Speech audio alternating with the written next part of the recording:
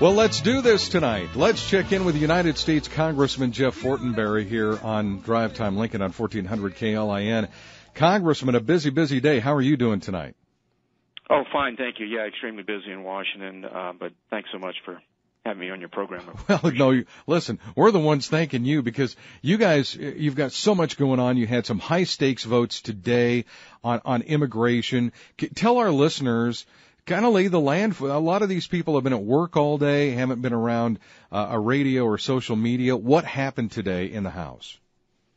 Well, what happened about an hour and a half ago is that a farm bill passed. Yes. This might be getting overlooked. Look, the farm bill is good for Nebraska. It's good for America. It basically provides the backbone and structure for our food security system in this country, in which we feed ourselves and feed the world, and also protects vulnerable people who are in need of supplemental assistance. So this is very big news that actually might get overlooked given the immigration debate. Well, and I was going to ask you about that, but since you're on it, let's spend one more minute on that before we move to the immigration. Can you give the listeners kind of an overview of the Farm Bill, and do you think it's good for Nebraska? The Farm Bill basically continues the same policies that we have in place that we call risk mitigation policies. So the problem with farming is no matter how hard you work, no matter how productive you are, because it's a commodity, you can't control your own prices. And so you could be wiped out or based upon trends, the marketplace, if you will, that is not under your control. So for a very long time now, for decades, almost 100 years, we've had farm policy that creates attempts to stabilize markets. Now, what we've moved to is a risk-based management system. So by subsidizing crop insurance and some other revenue protection measures, you basically give the farmers a floor. And it allows for the market system to work more effectively. And this is in the interest of one important public policy, food security. We have the lowest cost food in the industrialized world, and we, of course, feed many people around the world. Combined with that is the nutrition title, in which people who have either hit a rough patch or have some incapacity are protected from food insecurity. So one of the new things in this bill that has caused some controversy is actually applying work or education requirements as a part of receiving food stamps, SNAP requirements. We do this in Nebraska. Most of the country does, but about a third of the country is exempting itself from this.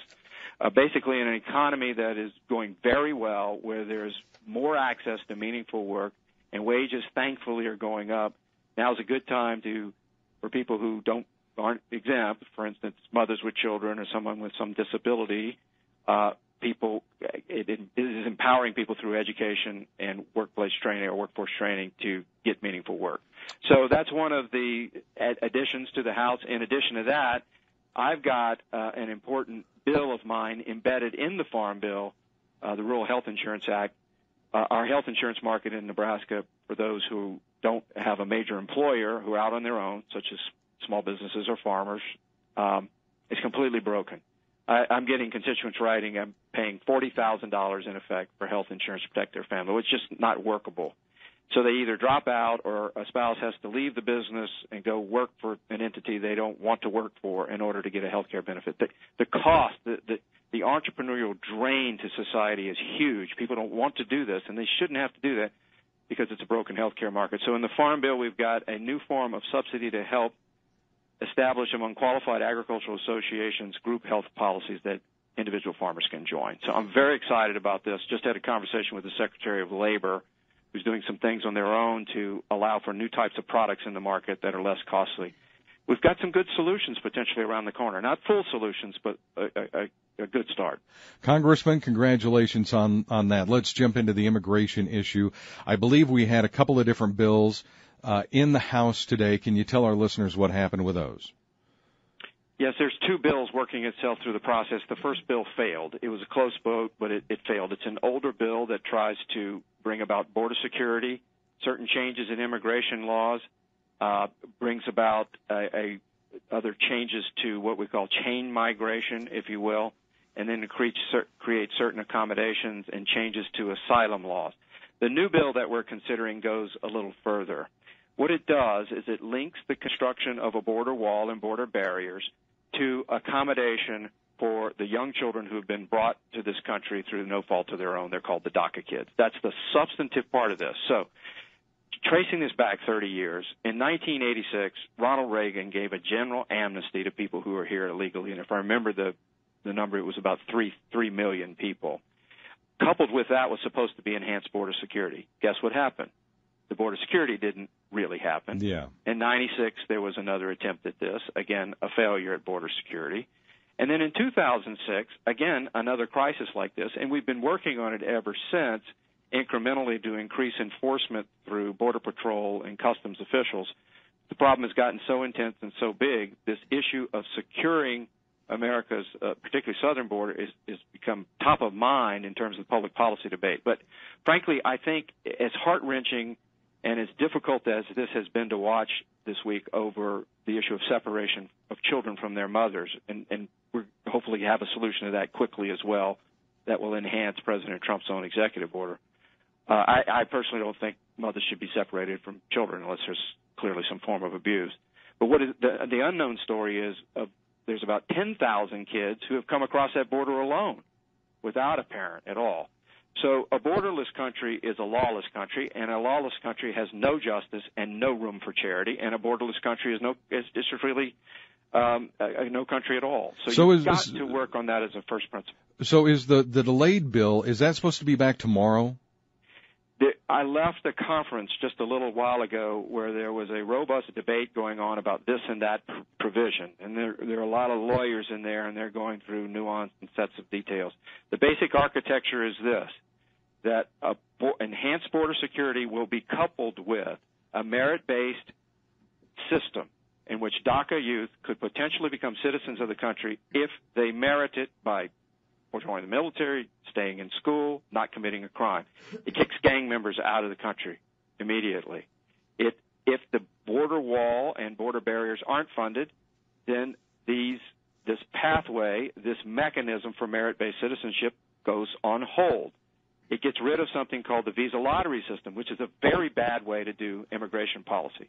Just because your name is randomly drawn from a computer, then you get to come to America. I don't think any other country in the world, or I suspect no other country in the world, does this, because it's not a proper way to have a just and orderly immigration system, and it's not fair to people who are trying to gain entry to the country or who are escaping political persecution or who have other valid reasons to be here. The bill... There's some significant reforms like that. But the key one is it ties the border, construction of a border wall and other barriers, to accommodation, creating a merit-based system so that children who have been brought here against their will or had no role in themselves being brought here, who have in effect become like Americans, have a way to become American.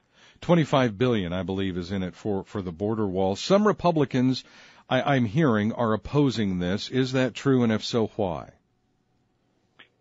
Well, I'm going to be for it. Some people say it doesn't go far enough. They want to eliminate what's called chain migration completely. This makes reforms to chain migration so that the nuclear family is kept in place, but you can't bring relatives, the more distant relatives, in.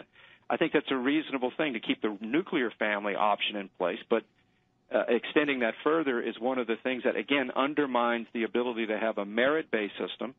And then it doesn't give us the ability to have exceptions for people who are, again, fleeing from either economic or political persecution. It also adjusts asylum rules so that the asylum laws can't be abused.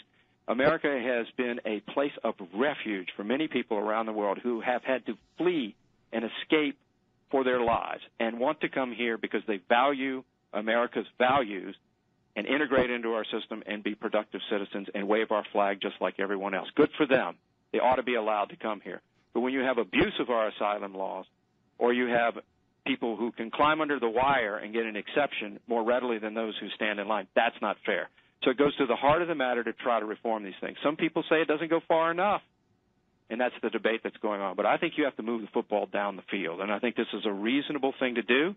It secures the border, provides a merit-based system that accommodates the children who are brought here, again, through no fault of their own, gets rid of gang members, in certain aspects of chain migration, gets rid of the visa lottery system, and doesn't increase overall immigration numbers in order to potentially accommodate, again, people who are already here, who came here as children through no fault of their own. Congressman, one more quick question, and that is, Did both of these bills fund the border wall? And do you think one of them gets a vote? Or how quickly do you think one of them gets a vote? The interesting thing, the first bill had something in it called E-Verify, which I believe in. Look, if you're hiring people, you really need to have a system to check whether or not they're here illegally. There's some principles at stake here. America has been a just and generous nation, and our impulse is to be charitable, and immigration, just and orderly immigration, is a hallmark and a character of who we are. That value is undermined by people coming here illegally or people hiring people illegally. So there's going to be a crackdown not just at the border, but against those who exploit the poor and vulnerable, pay cash under the table, and push the social costs in society, and bid down wages for Americans as well. That's not fair and not right. And it takes away opportunities for those who are under political persecution, who have real need to migrate economically, and who are trying to obey our laws and accept the values and want to wave the American flag. It's fundamentally not fair. All that needs to come to an end, and it needs to end now. Congressman, I mean this very sincerely. It means a lot to me that you would step out of your meetings today to give us a few minutes. Thanks for coming on and succinctly letting us know what's going on back in D.C. Thanks for your time. I'm going to let you go so you can get back into your meetings. Yes, sir. Thanks so much for giving me an opportunity to speak. I look forward to the next time. United States Congressman Jeff Fortenberry with us tonight here on Drive Time Lincoln, joining us live from Washington, D.C. on 1400 KLIN 521. I got a break. More to come on DTL.